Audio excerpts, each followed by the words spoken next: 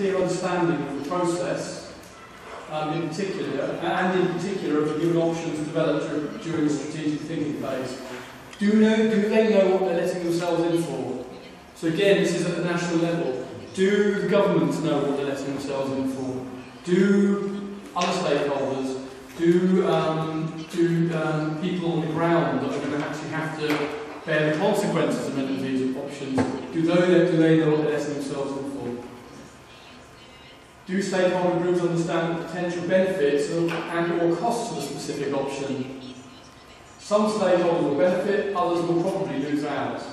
Without full understanding and agreement from the stakeholders, it's going to make the implementation more difficult. And finally, are there misconceptions based on imprecise or fragmented information or previous negative experiences regarding the proposed option?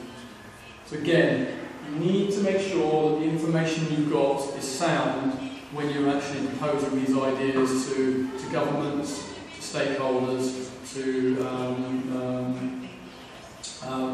public.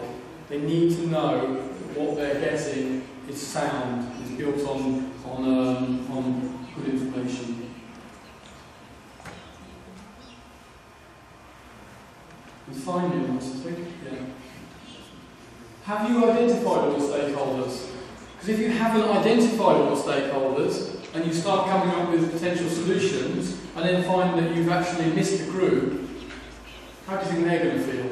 So it's very important for the project to ensure that they've got all the stakeholders identified. What sectors are involved? Are there any conflicts of interest? So again, understanding this is going to be very important. And is there a good understanding of gender roles?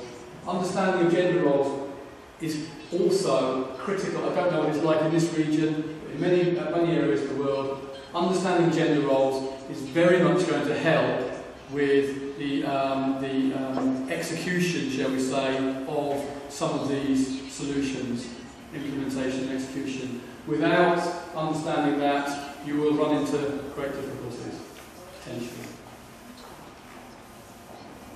Okay, any comments on that? I've gone through that quite quickly, it's quite late in the day, and this is a long way down the line. We're talking at least probably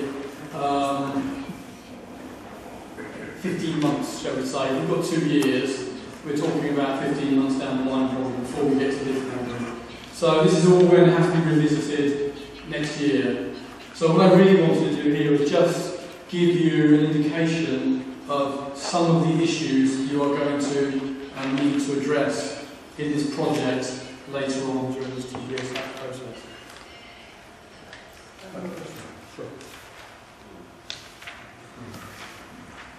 You mentioned before about the national and regional consultation process. Why that has to be?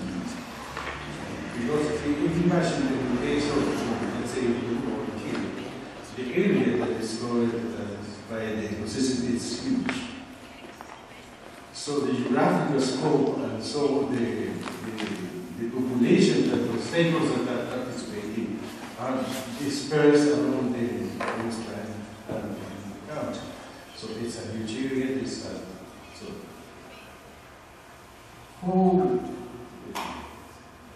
how strong, how wide has to be these consultations that you referred before? Okay, that's a good question. I think it needs to be as wide as you can make it. The consultation is going to obviously be at a political level.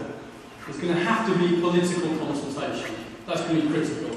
Both the governments, and particularly, probably, if you can, ministries of finance, because they're the ones that are going to have to foot the bill for much of this, certainly at the national level.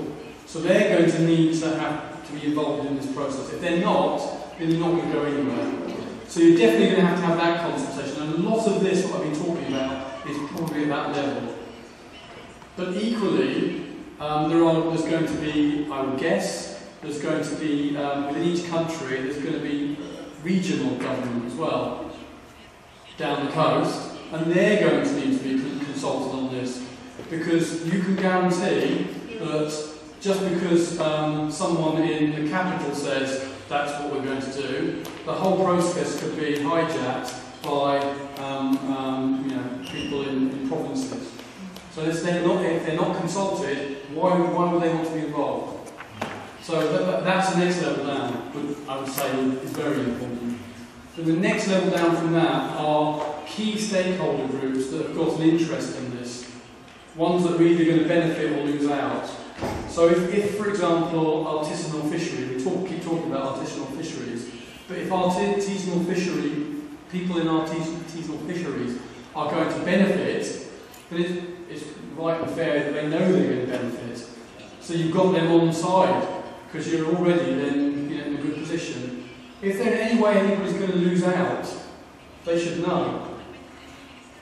Because otherwise you are going to end up with real difficulties when you want to try to implement this. So it's a hierarchy here, I think. At the top level is government, and government is going to need, as I said, this whole area around understanding the economics of it, costs and benefits, cost-benefit analysis of it.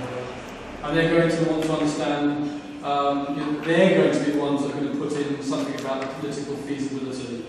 The next level down at the regional level, then we're talking about probably some of the economics again, certainly political acceptance of it, and then at the regional level we're then definitely talking about social acceptance of key stakeholder groups. It's not everybody in the country, it's just those ones that you think that